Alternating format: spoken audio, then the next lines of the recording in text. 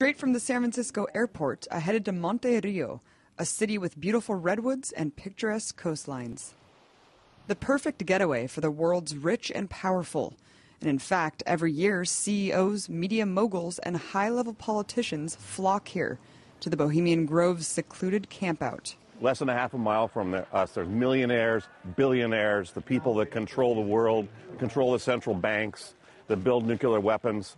I mean, this is their summer playground. Dr. Peter Phillips spent 3 days on the inside. Now on the outside, he argues that the public has a right to know what's going on and is calling for an occupation of the Grove. It's speaking to the powerful of the world, saying we want to have a democratic process. We want to have an open, transparent process. And they're making business deals there. They're talking policy.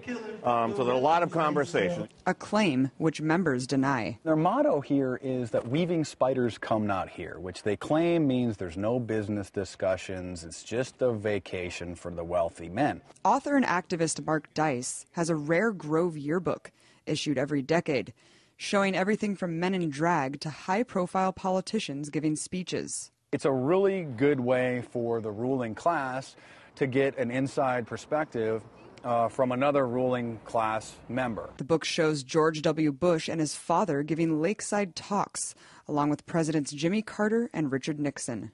Others who have attended are David Brooks of the New York Times, along with CEOs from CNN and Fox, Jimmy Buffett, David Rockefeller, and Henry Kissinger. Mark also has an official 2005 membership list of Grove attendees.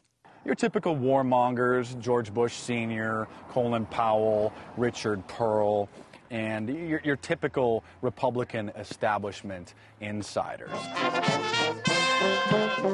Hundreds heeded the call to protest. The people in the Grove are about to be conquered.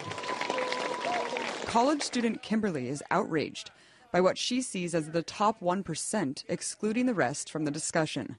It shows that we are really disenfranchised, that our voice is a little muted.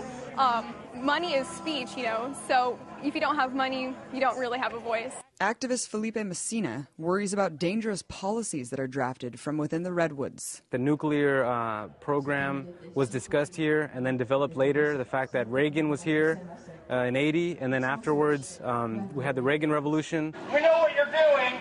We know what goes on in here. An event with so little transparency has bred theories, some of them pretty wild, about what goes on the inside, especially at the cremation of care ritual, where Grove members burn a coffin effigy to a 40-foot owl.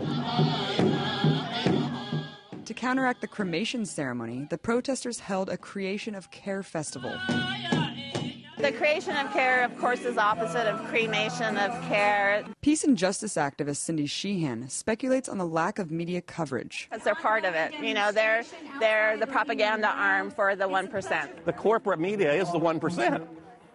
I mean, if you look at it that way, NBC, MSNBC, CNN, Fox, they are the corporate 1%. They're not going to do negative stories about themselves, about capitalism, about global empire and war. How can someone own a 2,000-year-old redwood grove? Well, that's the question that the occupiers are asking about the Bohemian Grove, which they say belongs to everyone and not just the 1%. What's going on up there? At the gates of the Bohemian Grove, a line of riot police made sure that everyone didn't gain access to the lair of the 1%.